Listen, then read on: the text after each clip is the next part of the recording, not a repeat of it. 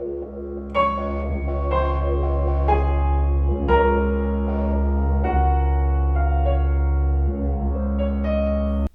everybody, in this video what I want to do is go over some assignments that I have for you and go into our first video lecture where I'm going to talk about notions of responsibility. Hey everyone, so at this point what I want to do is go over notions of responsibility. This is a word that we've used this semester quite considerably already, and so what I have up here on the screen, this is from the text, the Introduction to Engineering Ethics text by Martin and Schinzinger, and I am on page 16, and here we have a section called Meanings of Responsibility.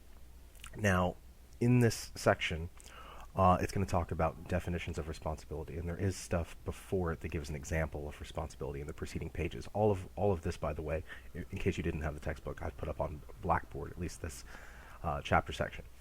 But this is the focal point here. Now, this section on responsibility is channeling Hayden's article on being responsible from 1978.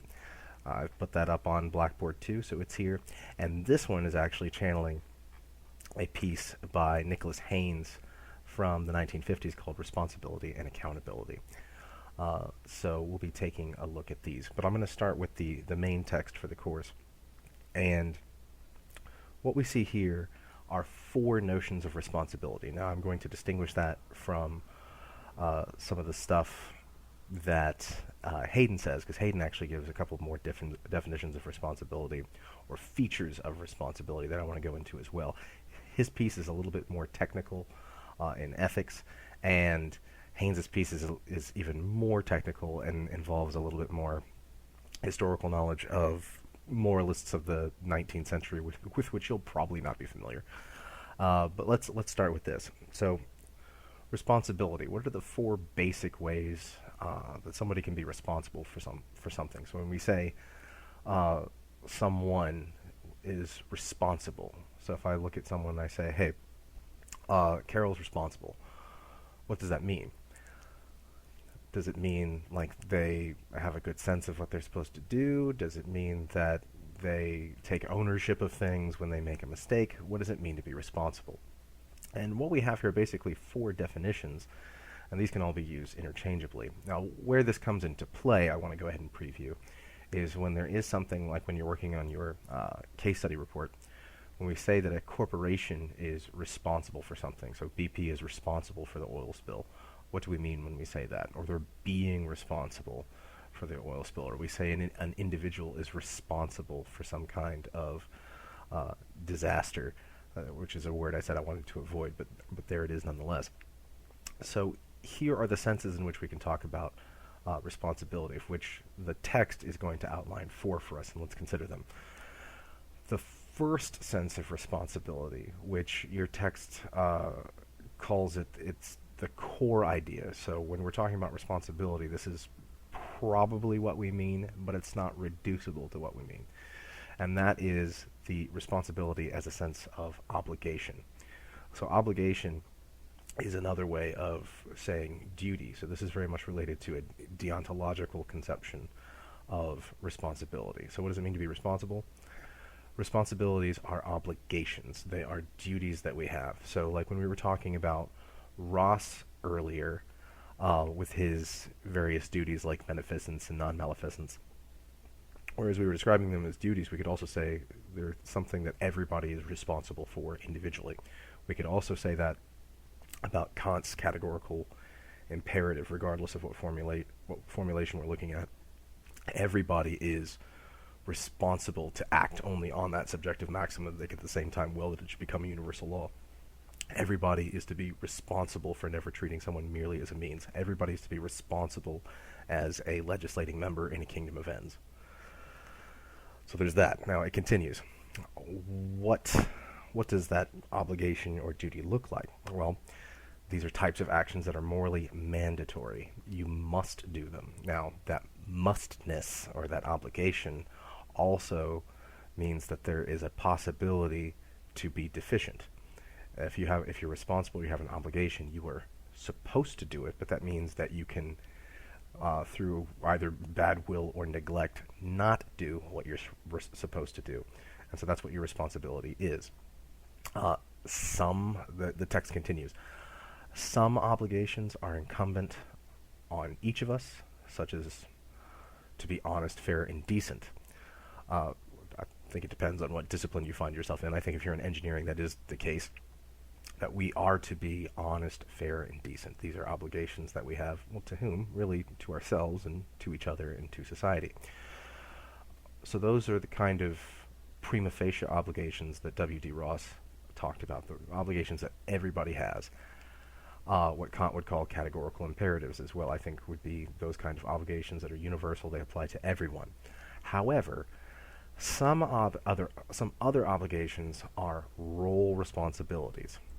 So, some obligations are not, I don't want to say they're hypothetical imperatives like Kant would say, but they are situational obligations. So if you find yourself being a parent, then you're responsible for your child.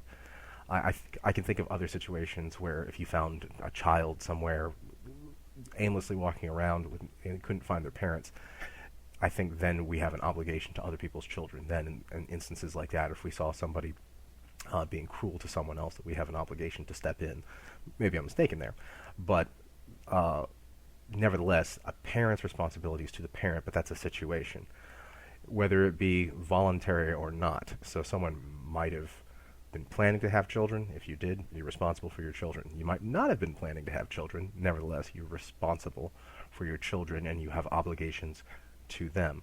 Further, if you find yourself in a career situation, you become an engineer, you're responsible to your employer, your employees, and clients, and even, as we've established from the codes of ethics, the general public. Just like me, as a professor, my responsibility is primarily, in my view, to all of you. It's also to the university and its administration and my superiors and so forth, but I think my primary obligation is to you.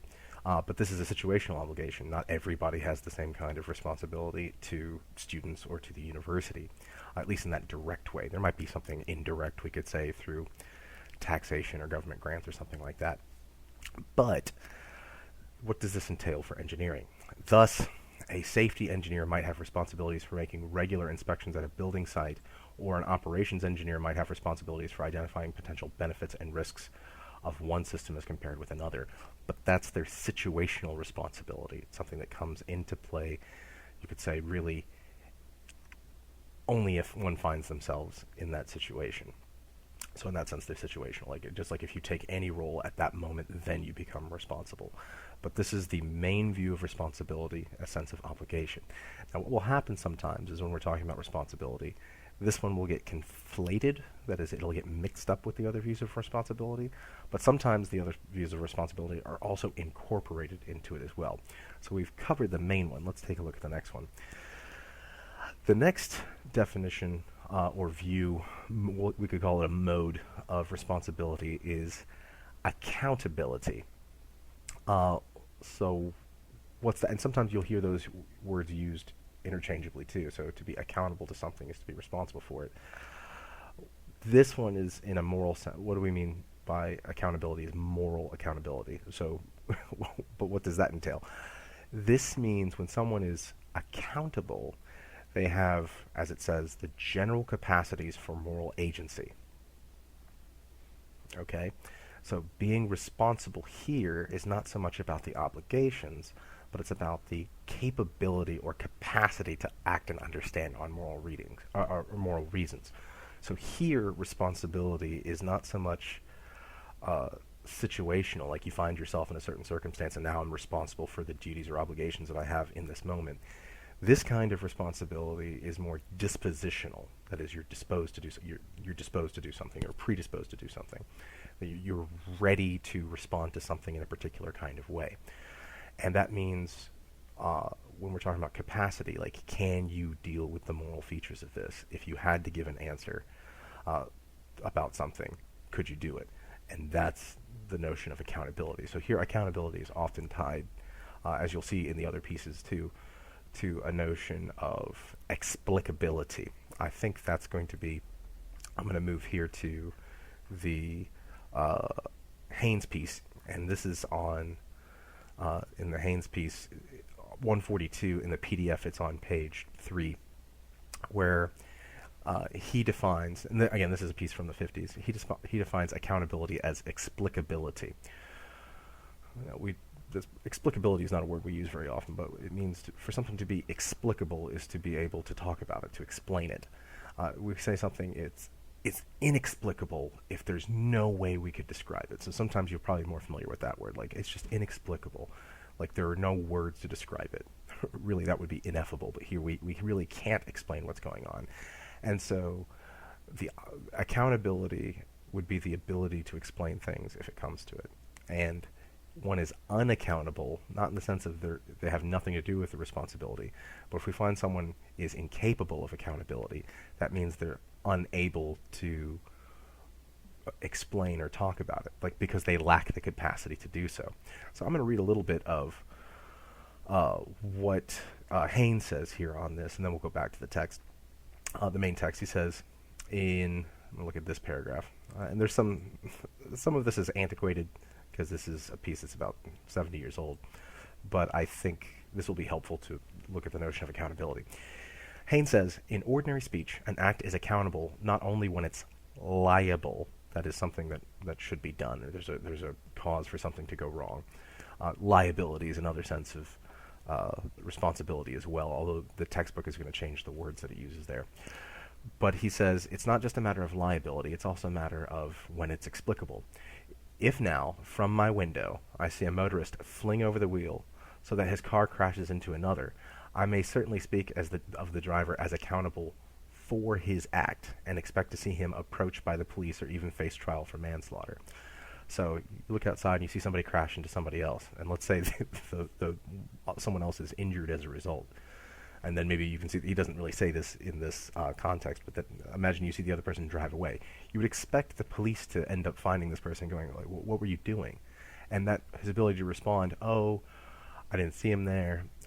That right there, that's the notion of accountability. How do you respond to what you're doing? So when people are charged with crimes, for example, not just saying, guilty, not guilty, no contest, but how people explain or reason what they did is a kind of responsibility as well, their ability to do so.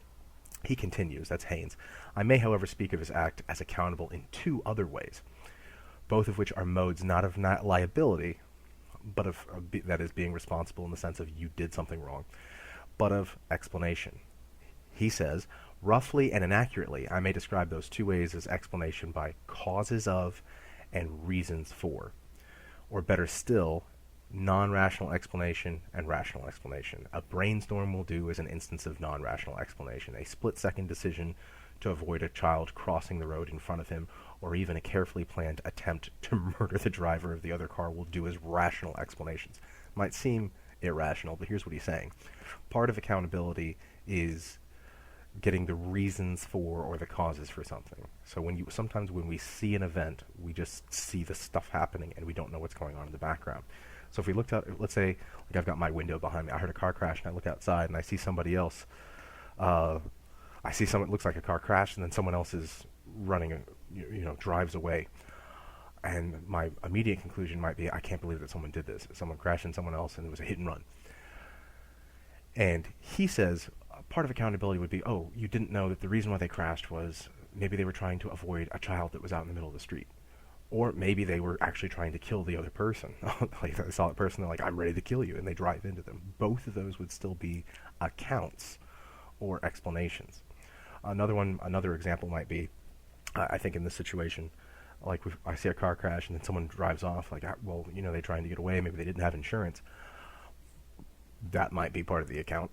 But also, maybe someone was in the car and had to go to the hospital, and they couldn't stay there in that moment because someone else in the car was in danger of dying, and they had to get to the hospital, and that meant if the hit and run had to happen, there might still be legal consequences for that, but that ends up being an explanation as to why.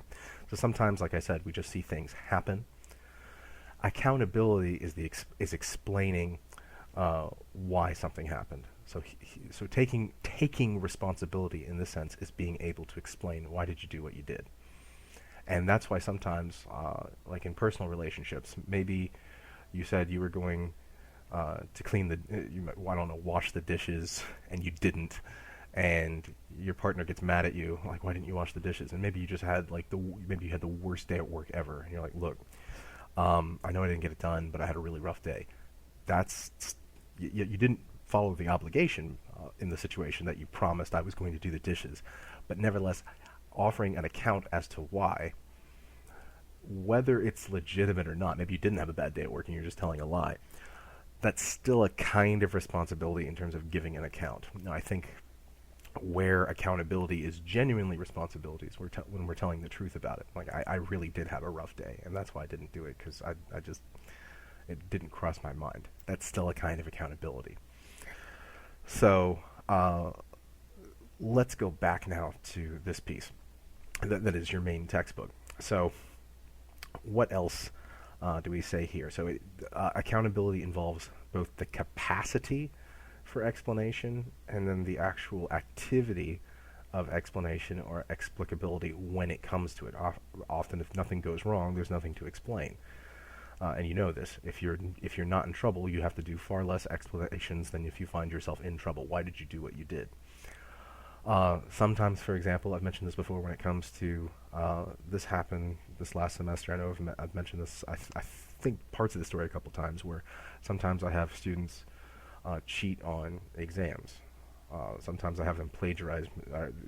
I don't have them do it, but they plagiarize material and turn it in as their own, and I give them grade consequences for that. If you're plagiarizing, I'm sorry, that's not going to fly.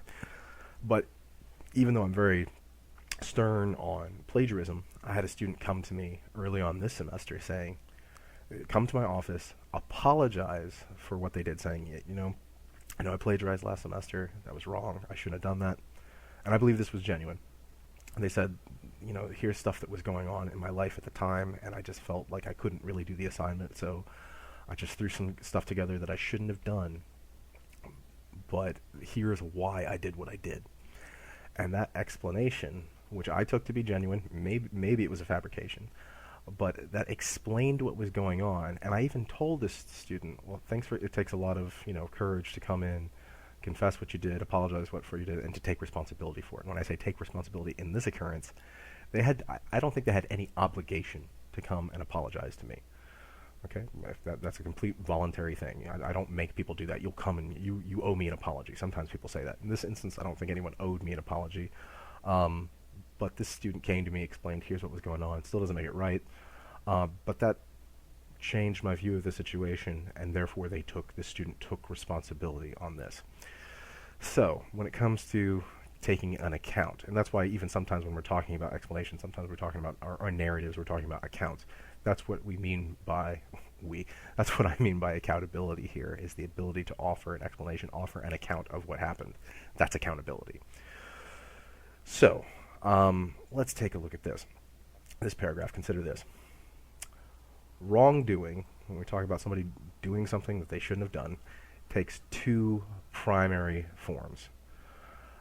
Voluntary wrongdoings and unintentional negligence. Voluntary wrongdoing occurs when we knew we were doing wrong and we're not coerced. Sometimes it's caused by recklessness, that is flagrant disregard of known risks and responsibilities. Other times it's a result of weakness or will, whereby we give into a temptation or fail to try hard enough. In contrast, unintentional negligence occurs when we unintentionally fail to exercise due care in meeting responsibilities. We might not have known what we were doing, but we should have known. Shoddy engineering because of sheer incompetence usually falls into this category. So here, it mentions we have aspects of voluntary and involuntary. Wrongdoing can still be unintentional. Now, remember, in some aspects of deontology, the intent goes a lot into the notion of culpability. Like, it's more, like, which is worse? Is it wrong to accidentally do something, or is it more wrong to intentionally do something? And as I've said before, the way our legal system works is we often have various degrees of crimes based on in the notion of intent, which is worse. first-degree murder or manslaughter.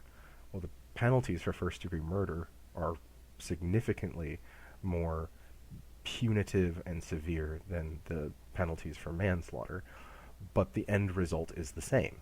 Somebody killed somebody else. But we penalize the accidental kind far less. Now, sometimes somebody might, or like it's something with engineering, somebody might do something because of being shoddy. They weren't as thorough as they ought to have been, and sometimes people die as a result of shoddiness. I think this is the case with the Challenger explosion in many respects. So, as terrible as that is, and we can hold people accountable and responsible there, that's still, in some sense, perhaps better than someone working on the Challenger mission was attempting to murder the crew. That would be malevolent, and that would be considered worse. But this is where this comes into play. Sometimes it's acts of, we could say, it doesn't use this in this paragraph, but I would say we could distinguish between commission, committing something, and omission, neglecting to do something. Both of those can still be an activity, whether you're actively doing something or inactively doing something, and something terrible happens as a result. That's the second component of the notion of responsibility, being able to give an account. The third notion of responsibility is conscientiousness. So what does it mean to be conscientious? Well, and in the above section it gave an example of an engineer, Le Mesurier, who, what he did, it says he accepts their obligations and are conscientious in meeting them. They diligently try to do the right thing, and they largely succeed in doing so, even under difficult circumstances. In this sense, being responsible is a virtue, not a duty, an excellence of character. Of course, no one is perfect, and we might be conscientious in some areas of life, such as our work, and less conscientious in other areas, such as raising a child. Maybe we're really good at our job, but we don't, we're not as attentive to our children as we might be. So some people can be very conscientious in some areas and not in others. I know many people where they're really good at one thing, but maybe not as good at something else. I think you can find that in aspects of your own life, I would think, where you can be really, really diligent here and not in this other area. It could be totally different aspects of your life. But here, so to review what we have so far, the first notion of responsibility is a notion of duty or obligation. Here's what I'm supposed to do. Okay, in this specific circumstance. Now, some specific circumstances are just being a human, but it's not a virtue; it's a duty. Okay, that it's something that you must do. The second notion of responsibility is accountability. Like, are you able to explain your actions? And it's not just the explaining. Do you have the capacity to explain your actions? Maybe you don't want somebody to be on the PR side of things if they're incapable of making an explanation, or unable of talking about things effectively. So on this aspect, on the second aspect, being an effective communicator is important.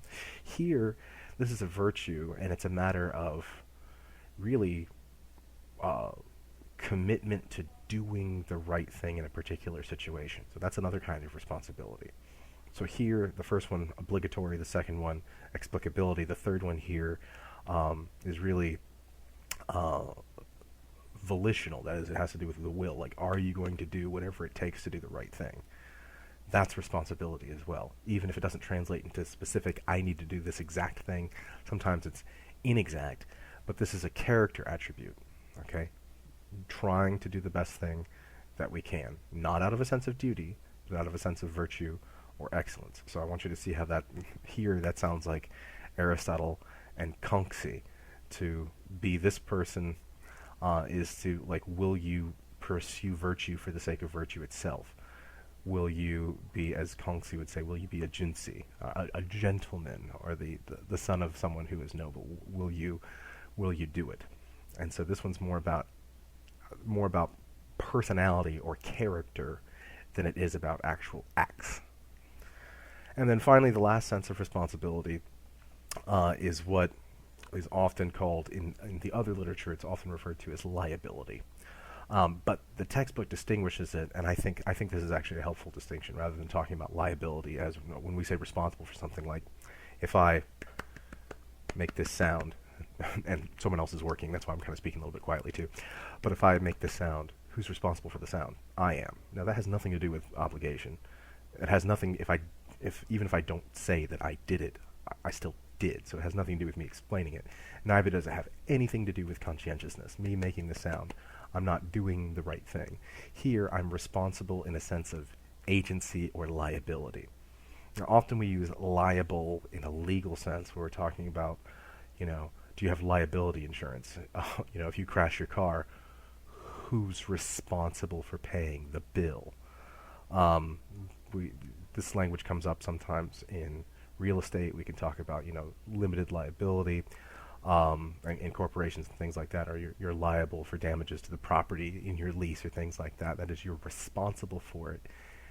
If what? Well, here, responsible in the sense of you did good or you did bad. That is blameworthiness and praiseworthiness. So I'm going to read this paragraph and then I'm going to unpack it a bit. In contexts where it's clear that accountability for wrongdoing is an issue, responsible becomes a synonym for blameworthy. In contexts where it's clear that the right conduct is at issue, responsible is a synonym for praiseworthy. So that means, let's say you turn in let's say you turn in a paper that's terrible, like it's awful, and I look at you and I say, how could you do this? Who's responsible for turning in the bad paper? You are. If you make a great paper, who's responsible for that? You are. So if you do bad, you're responsible in that sense for the bad thing that you did, and if you do good, you're responsible for the good thing that you did. But here we're talking not about simply causality, but we're talking there's notions of goodness and badness attached to it in responsibility. So yeah, sure, we could say it's good that someone's conscientious is a virtue. It's good that someone follows their obligations. It's good that someone is able to account. But here we're talking about good and bad. So if someone did this good thing, they're responsible. Someone did this bad thing, they're irresponsible. We might use the language and say someone's irresponsible or not responsible, but really what we're saying is they're worthy of blame for this. They're worthy of, I think Haynes will use this old term, approbation, which means to tell somebody, like to be appropriative is to tell somebody, yeah, you're doing bad. Okay, it's related to the word probation. Basically, you should be on probation because that's how bad you're being. Is what you're saying when you use that language. So I want you to think about how these fit into a context, especially use this for the case study that you've got coming up. It's due in about a month. And here, think about these in the context of when we're looking at the case study of, like, let's say when there's an accident that occurs. Let's say let's go with like an oil spill or something. Obligations. We could say from the get-go, like oil companies have a responsibility to be more careful. They have a special duty. Not other corporations don't have the same. Like the University of South Carolina, Aiken does not have a responsibility to monitor BP's oil rigs. That's not in their purview, but BP does.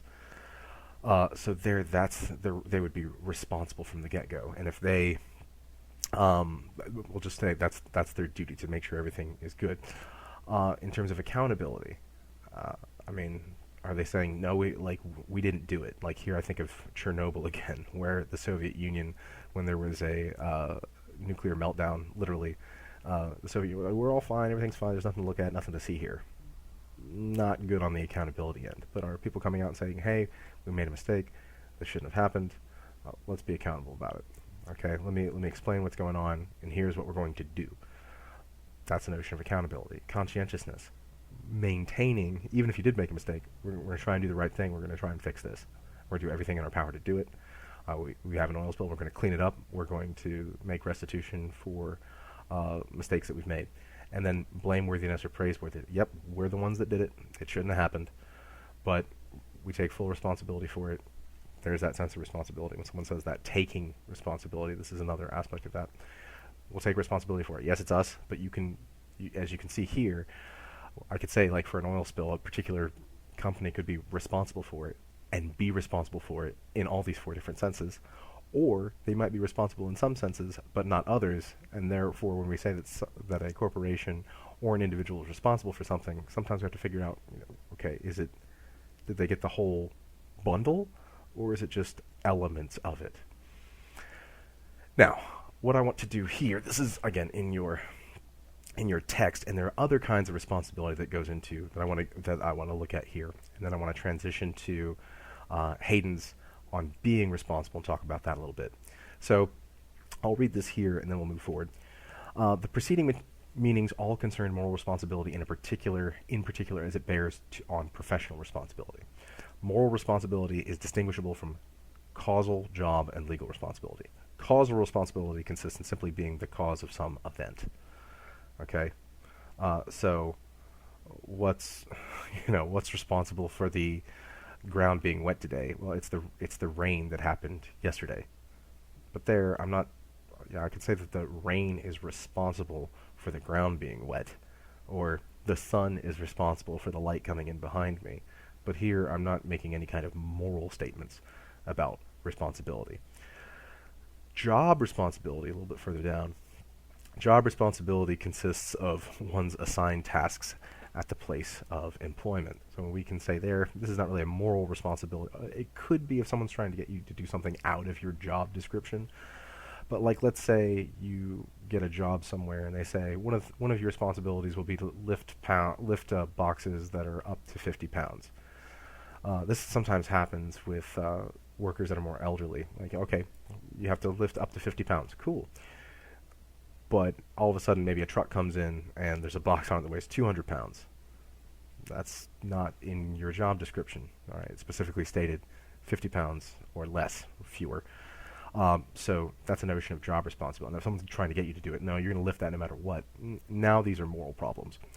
But job responsibility are simply the things that you're supposed to do. So like for this, like one of my job responsibilities right now is to continue this class going. Now I could say there are moral elements about how I should do that, but specifically when we're talking about job responsibility, that's like, what does your job entail? What are the things that you're supposed to do? Not necessarily in a moral sense, but in a sense of, here it's voluntary, in the sense of this is the job that I have.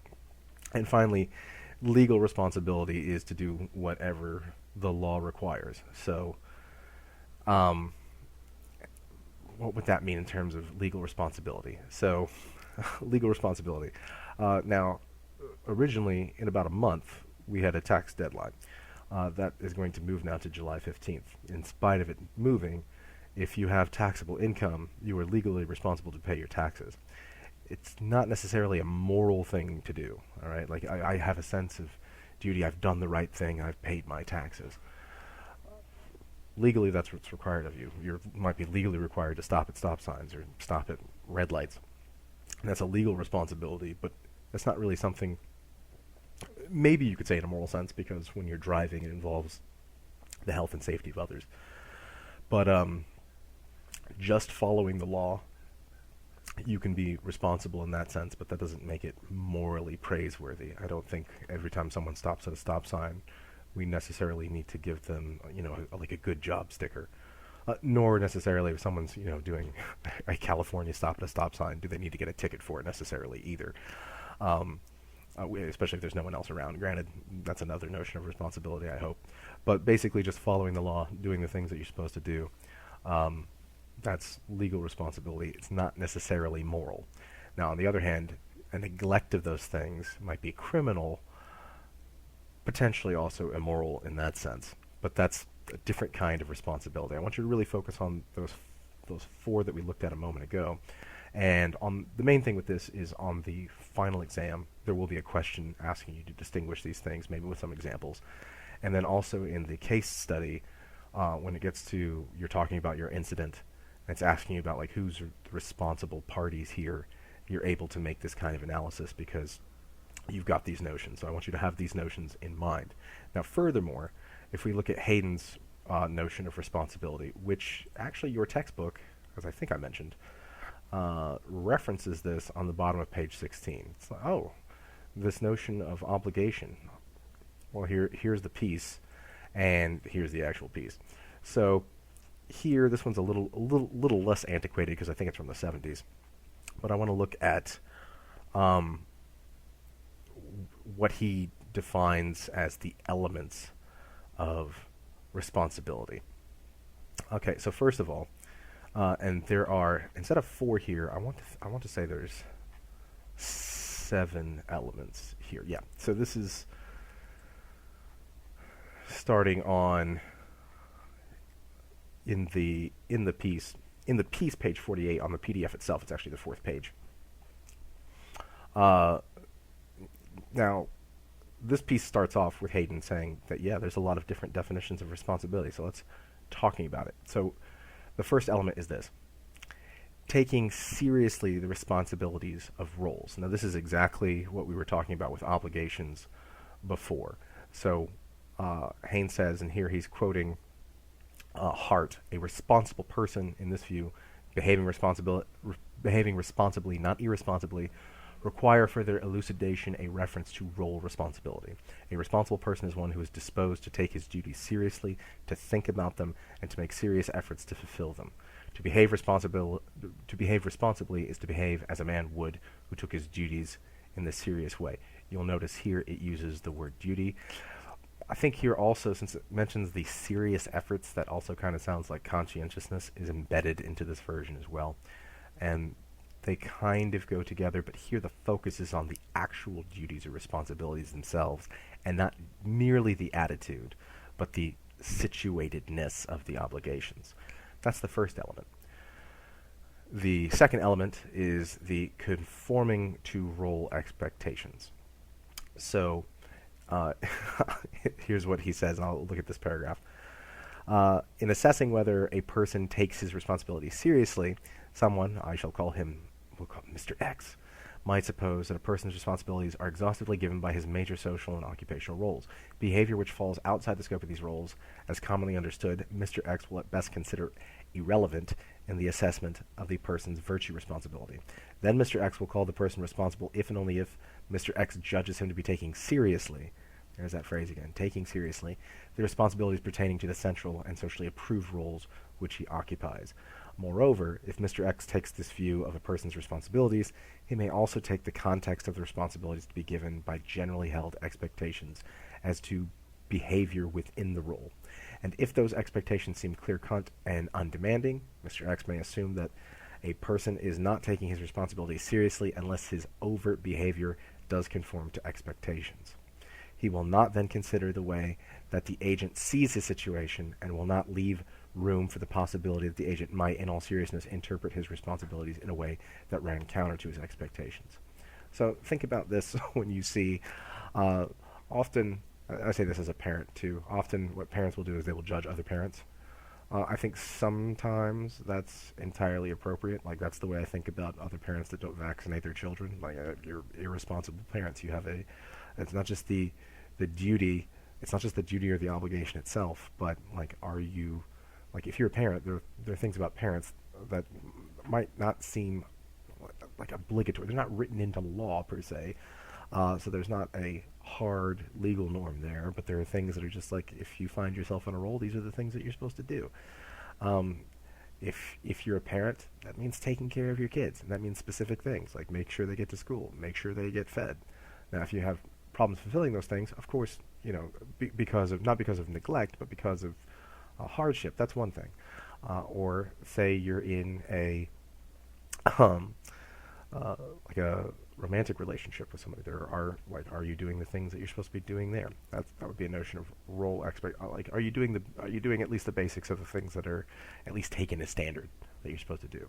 So it's not so much the assent to the obligations. Here it's the performativity or the performance of one towards those responsibilities. If you're an athlete,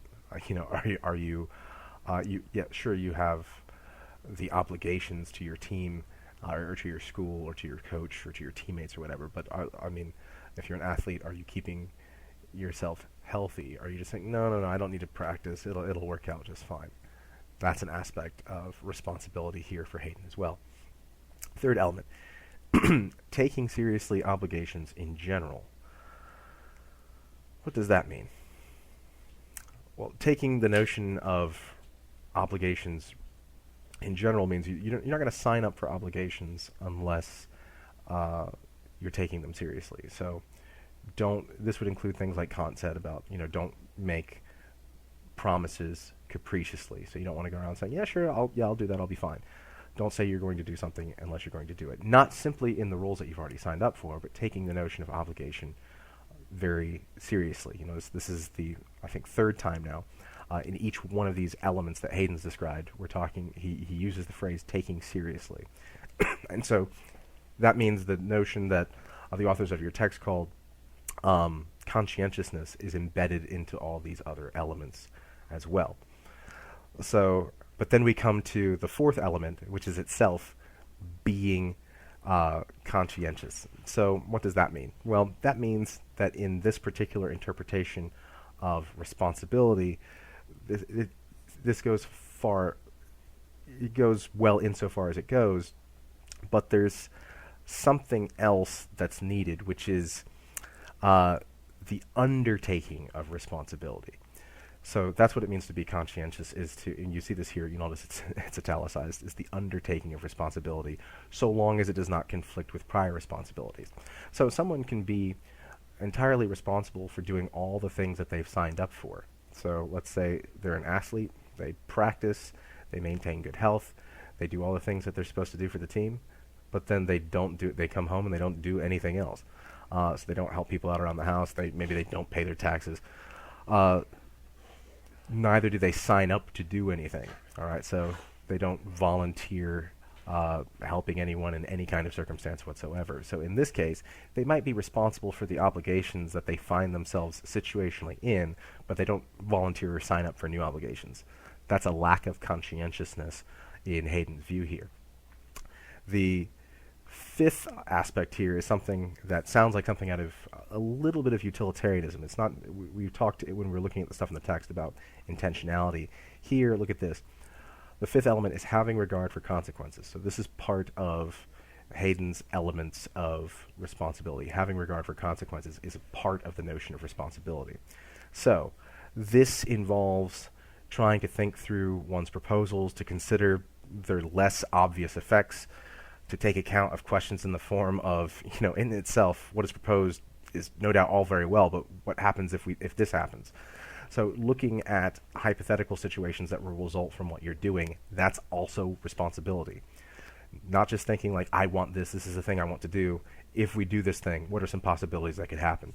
So when it comes to looking at, say, building in engineering, like let's say everything goes successfully, everything's great. Well, what do we do in the situation if there's an oil spill, if a bridge collapses? If we find ourselves in the situation, what do? Do we just say, tough luck? Or what are you going to do about it? That's the fifth element of responsibilities, that having regard for consequences. Now, this sixth one is very Kantian. You'll notice the sixth element that you see in front of you is being autonomous. Now, autonomous is not a word that we use very often, but what does it mean to be autonomous? Well, literally, auto is a Greek prefix which means self, like an automobile. It's not powered by horses. Nomos is a word that means law, like astronomy means law of the stars. So what does it mean to be autonomous? Well, this is very important for Kant. For Kant, all rational beings are autonomous beings because we self-legislate. We make laws for ourselves. Yes, we follow the laws of our household or of our societies, of our culture, of our states, of our nations. But to be autonomous means we also impose laws upon ourselves. We self-legislate and we self-regulate. And that's what we ought to do. So this is a little bit of a deontological take. So you'll notice Hayden says here that the condition of autonomy is included in many conceptions of responsibility, though not all. Here, for lack of space, I shall have to assume a tolerably clear understanding of autonomy as a desirable personal attribute. The autonomous man, again, a little older piece, autonomous human, it would generally be agreed, forms his own judgments. It is often added that he forms them rationally, and sometimes that he also acts on them. The requirement in any case goes beyond that. It goes beyond conscientiousness. For in a commonplace, though non-Kantian conception of non-conscientiousness, the notion of a conscientious but heteronymous follower of some conventional code is quite consistent. So in order to be autonomous, we don't want to be heteronymous. So what is heteronymous? That is, well, someone else told me to do it. Because literally that means the law of others. So heteronomity is where we just do whatever someone else says. Like, well, they told me to do it. I have no responsibility. Autonomy is where we take our own responsibility and don't simply rely on the orders of others. Now, sometimes you might find yourself in a military situation where we say, hey, I was just following orders. But sometimes we also find, and that can bring up, CMJ and elements of court-martial and things like that. We also find sometimes when people are given orders that they think are illegal orders, sometimes we call these people conscientious objectors. It might be better to call them autonomous objectors. They're self-legislating. I cannot do this. I will take responsibility in this moment. I'm not going to do it. That's autonomy. Think for yourself. I know we say that sometimes, and often thinking for yourself means thinking someone else's ideas, even there. But think for yourself, not in the sense of being a capriciously open-minded, whatever that means, but thinking for oneself and saying, I'm going to make my own judgments. Yes, I find myself in situations where I'm supposed to do what others tell me, but I'm also going to do it for myself. That's a notion of autonomy. And then this last element here is what we've already kind of seen, the diversity of the usage. I mean, we've talked about, already from the textbook, we talked about responsibility as accountability. We talked about responsibility as liability. We talked about responsibility as conscientiousness. We talked about responsibility as praiseworthiness, blameworthiness, omission, commission, voluntary, involuntary. Here, he goes on more, like it involves conscientiousness, regard for consequences, autonomy. That's something he adds that your text does not.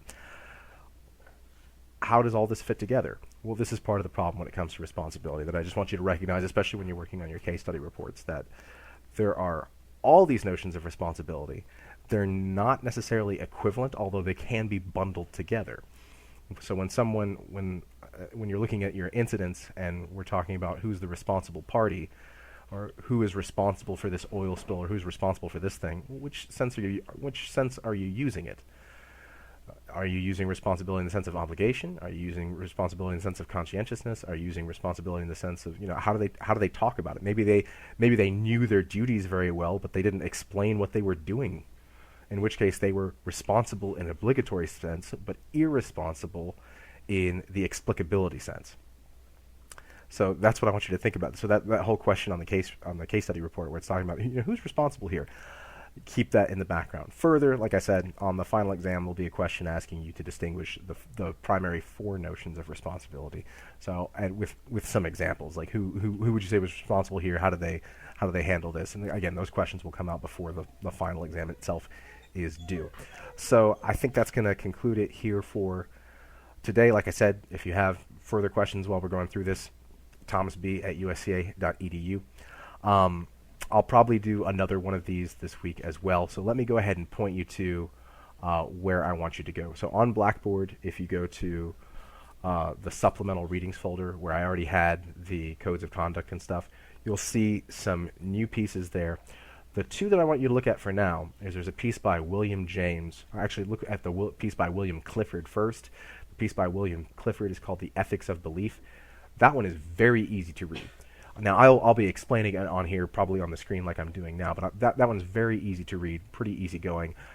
It still has to do with notions of responsibility, but also notions of responsibility with truth and with knowledge, and even with, when we talk about notions of truth, also notions of feelings of truth.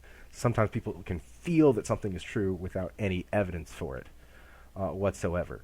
And we're going to talk about the moral and ethical ramifications of that. Now, in that piece, Clifford has a very, very hard-line position where he's going to say basically it is always ethically unacceptable to ever believe anything without sufficient evidence. If you don't have enough sufficient evidence for it, whatever sufficient evidence means, that's something that we'll have to talk about when we get there. You shouldn't believe it, period. No questions asked. Now, a lot of what he's going to be talking about has to do with religion, but that also applies to notions of responsibility when it comes to engineering ethics. Then, many years later, after Clifford died, and Clifford, I think, dies when he's in England in the 1870s, I think, when he's like 34. Many years later, I think in the late 1880s, William James responds to Clifford's piece, and that piece says, well, yeah, sometimes it's okay to believe things without specific evidence. It's okay, and that piece is called "The Will to Believe," and that piece is a bit longer. And not as easy to read because William James, that piece was originally a lecture. He has a tendency to meander around and kind of go in a lot of different directions. So I'll walk us through it, but I want you to keep thinking about these notions of moral responsibility when looking at those pieces as well. All right, so that now finally concludes what I'm doing for today. Like I said, stay safe, everybody. Have a good one.